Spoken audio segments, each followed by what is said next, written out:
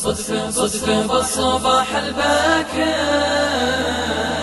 أنا زميلي ذاكر أعجبنا الجو الماطر وتغيرت فينا النية. قال لي في صوته الخافت وش رايك نمشي ونفاخت مثل الشله كل انكاشت ومسكنا خط الدرعية. طلعنا من الدراسة كل منا طار نعاسة نبغاها رحلة وناسة يلا تحمينا من السيئة.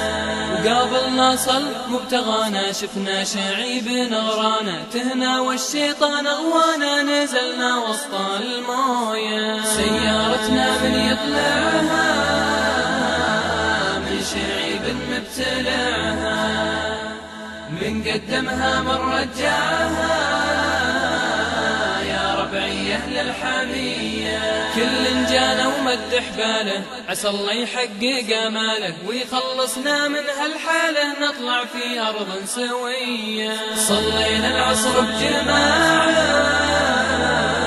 يا ربعي أهل الشجاعة وين اللي طويل ذراعه ناظرت يساري ويميني شفت اللي شفته بعيني أستاذ بعينه يرميني أستاذ الفنية. وبسرعة صغبنا لوحة ورحلتنا صارت مفضوحة وين المهرب وين الروحة ويلك يا راعي الردية. لا جا بكرة وش عذر يسيء سمع وينزل قدري والمشكل في والي أمري يكشف أمورا خافية.